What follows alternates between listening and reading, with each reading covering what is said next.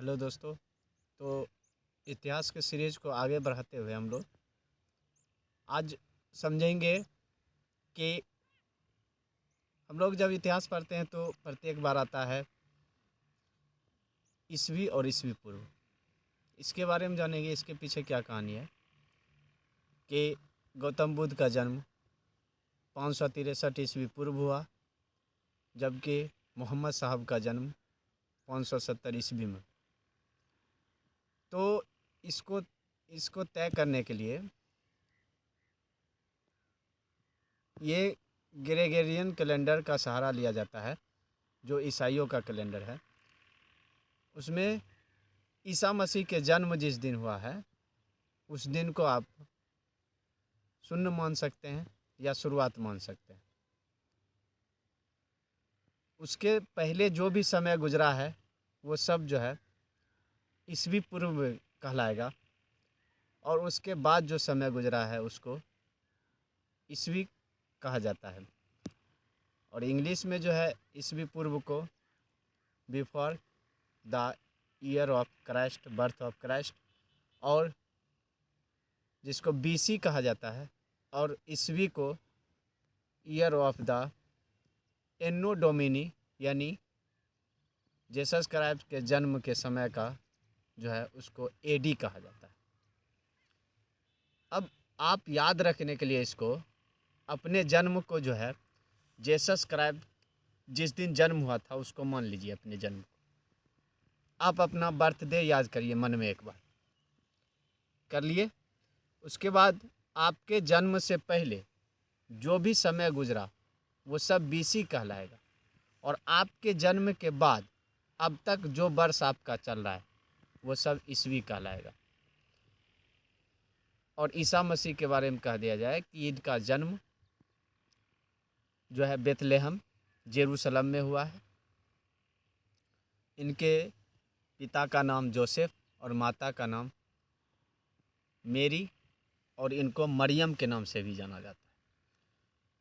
उसके बाद हम कुछ प्रचलित कैलेंडर के बारे में जानते हैं जो चलता है।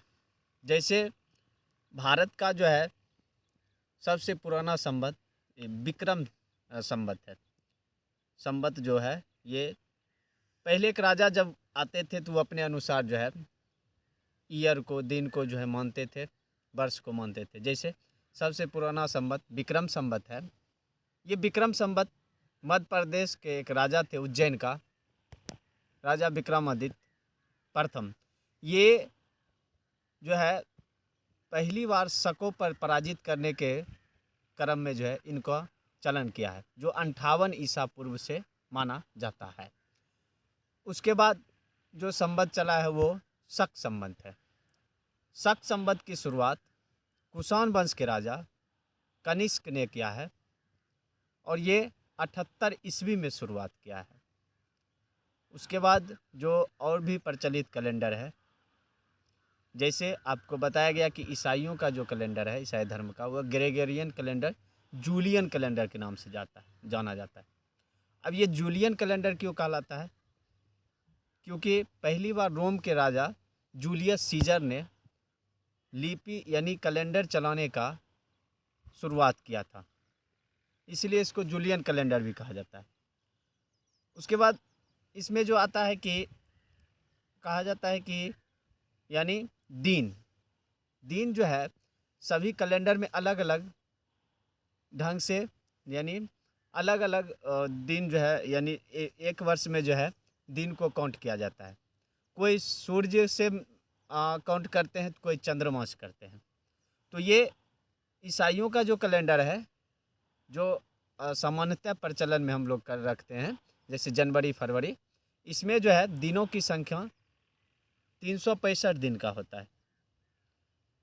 उसके बाद जो कैलेंडर है वह है, जैसे अपने लोग में जो प्रचलन में है वह है शक संवत। शक संवत इसका जो पहला महीना होता है वो चैत्र होता है।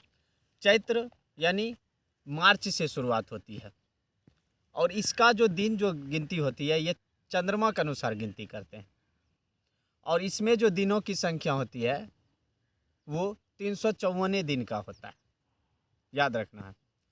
उसके बाद एक कैलेंडर है जो हिजरी संवत के नाम से जानते हैं, जो मुसलमान धर्म यानी इस्लाम धर्म में प्रचलन में है। इसमें जो है ये इसको हिजरी संवत कहा जाता है। ये भी जो है ये लगभग 622 ईस्वी से इसका प्रचलन होता है। और इसका जो है इसमें जो है दिनों की गिनती चंद्रमा के अनुसार किया जाता है, चंद्रमास कहलाता है। और इसमें भी दिनों की संख्या 354 दिन का होता है। तो आज के लिए इतना ही, फिर आगे आपके सामने इतिहास के कुछ मुख्य बातें लेकर आएंगे, फिर आएंगे। तब तक के लिए जय हिंद।